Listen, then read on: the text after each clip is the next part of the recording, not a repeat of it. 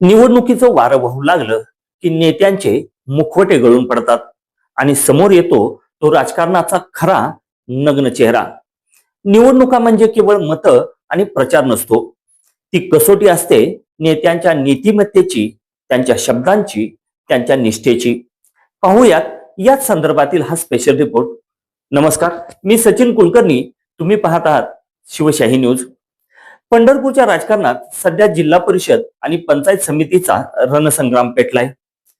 पण या रणधुमाळीत चर्चा रंगलीये ती या तीन नेत्यांची, या तीन नेत्यांच्या तीन वेगवेगळ्या भूमिकांची. एकीकडे त्यागाचा वारसा जपणारं परिचारक घराणं, दुसरीकडे कार्यकर्त्यांना बळ देणारे आमदार अभिजित पाटील आणि तिसरीकडे सत्तेसाठी घराणेशाहीची हद्द ओलांडणारे कल्याणराव काळे. राजकारणात प्रत्येकाला पद हवं असतं, सत्ता हवी असते, पण पक्षाचा आदेश शिरसावंदे मानून स्वतःच्या महत्वाकांक्षेला मुरड घालणं प्रत्येकालाच जमतं असं नाही. परिचारक घराण्याने मात्र पुन्हा एकदा हे सिद्ध करून दाखवलंय. युवक नेते प्रणव परिचारक हे करकम गटातून निवडणूक लढवण्यास इच्छुक होते. सर्व तयारी देखील झाली होती. पण जेव्हा पक्षाचा आदेश आला तेव्हा त्यांनी क्षणाचाही विचार न करता या निवडणुकीतून माघार घेतली आणि आदिनाथ देशमुखांच्या पाठीशी ते खंबीरपणे उभे राहिले. हा त्याग नवीन नाही. 2009 मध्ये स्वर्गीय सुधाकर पंत परिचारक यांनी देखील विजयसिंह मोहिते पाटलांसाठी त्यांच्या हक्काची विधानसभेची जागा सोडली. तर प्रशांत परिचारकांनी 2021 आणि 2024 मध्ये समाधान अवताडेंसाठी स्वतःला मागे घेतलं होतं. सत्तेच्या खुर्चीपेक्षा शब्दांची किंमत मोठी असते, हेच परिचारक घराण्याने पुन्हा एकदा अधोरेखित केलंय.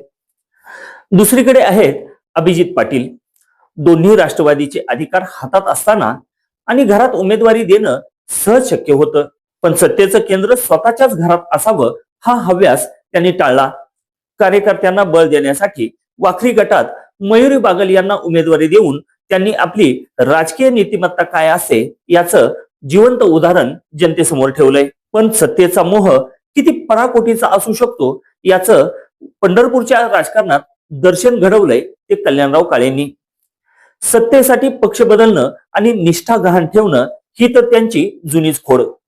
राष्ट्रवादीत आपल्या भावाच्या पत्नीला उमेदवारी मिळत नाही हे पाहताच त्यांनी थेट भावाला भाजपच्या तंबूत पाठवलं. कशासाठी? तर फक्त आणि फक्त आपल्याच घरात उमेदवारी राहावी यासाठी. कार्यकर्त्यांच्या हक्कावर गदा आणून सत्तेची भूक भागवण्यासाठी चाललेला हा स्वार्थाचा कळस पंढरपूरची जनता उघड्या डोळ्यांनी पाहते. म्हणूनच आज पंढरपूरच्या चौकात एकच प्रश्न विचारला जातोय. राजकारण हे समाजसेवेसाठी की फक्त स्वकल्याणासाठी?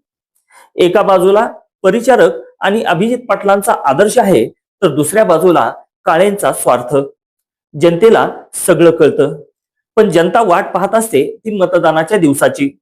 आता या निवडणुकीत मतदार नीतिमूल्ये आणि त्यागाच्या राजकारणाला पसंती देतात की स्वार्थी राजकारणाचा बळी ठरतात?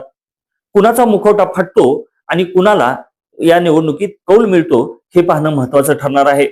निवडणुकीच्या अशाच अपडेटसाठी पाहत राहा शिवशाही न्यूज. ताज्या घडामोडी जाणून घेण्यासाठी शिवशाही न्यूज यूट्यूब चॅनलला सबस्क्राईब करा. आपण हा व्हिडिओ फेसबुकवर पाहत असाल तर फेसबुक पेज फॉलो करा आणि शिवशाही न्यूज.com या आपल्या वेबसाईटलाही भेट द्या.